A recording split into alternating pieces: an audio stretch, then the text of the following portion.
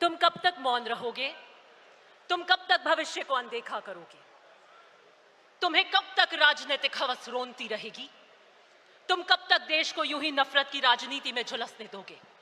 तुम कब तक झूठ कपट के हवाले होने दोगे देश को? ये कुछ कठोर प्रश्न है हमारे सामने, जिसे आज हमें ईमानदारी से जवाब देना होगा। आज यहाँ इकट्ठा होना एक राजनीतिक औपचारिकता और कर्तव्य नहीं है।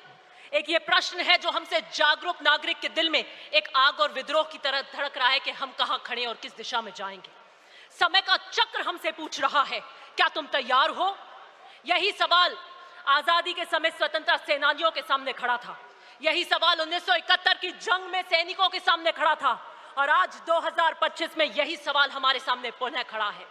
राष्ट्र की चेतना एक निर्णायक मोड़ पर खड़ी है, जहां पर संघर्ष धर्म है, संकल्प हमारा कर्तव्य है और मैं आपको कहना चाहती हूं, मौन अपराध है।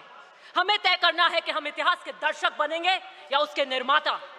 भारत एक ऐसे मोड़ पर खड़ा है जहां दीप बुझने लगे हैं, संकल्पों की आस्था दरकने लगी है, मंचों पे से आदर्शों के भाषण के पीछे आत्मा मौन होती जा रही है।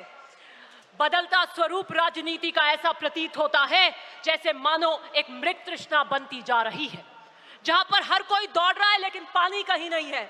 हमारे सामने भले ही बंदूक और बारूद की चुनौती आज खड़ी नहीं हो, लेकिन यह समय कम खतरनाक नहीं है और हमें तय करना है कि आने वाले इसमें हम इस संघर्ष की आवाज बन पाएंगे कि नहीं बन पाएंगे। साबरमती के किनारे अहमदाबाद की सरजमीन पर खड़े होकर मैं सोचती हूं कि अगर गांधी जी हमारे बीच होते इस अधिवेशन में तो क्या सोच रहे होते।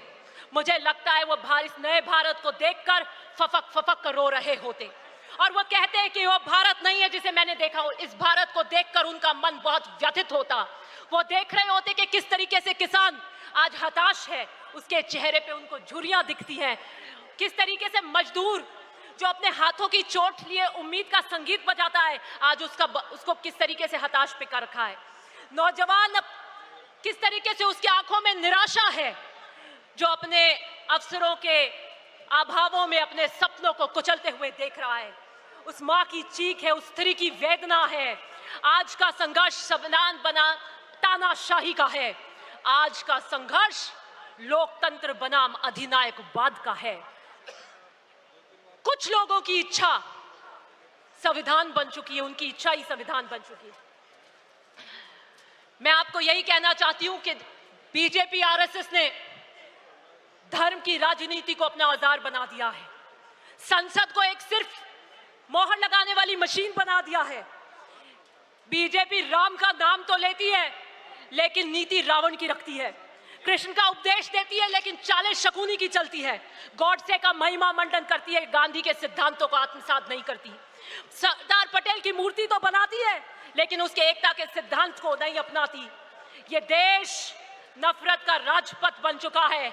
मैं इन कांग्रेस जनों को कहना चाहती हूं, उठिए और राहुल गांधी का न्याय पथ में उनके साथ चलिए। संवाद की जगह आदेश ने ले ली है, असहमति की जगह दमन ने ले ली है। ये तानाशाही निजाम कब्रिस्तान, शमशान, मंगलसूत्र, मुजरा, बटेंगे तो कटेंगे जैसे नारों की राजनीति कर रहा है। ये लपटे संविधान को जला रही हैं। मैं आखिर में यही कहना चाहती हूं कि आम आदमी की चीख मौन बन चुकी है। उसकी आवाज में न गजलों का लहजा है, न इशारों की नजाकत है। उस माँ की चीख जिसने अपने बेटे को सांप्रदायिक हिस्सा में खोया है। गुजरात की यह धरती हमें क्रांति के लिए पुकार रही है। कांग्रेस का ये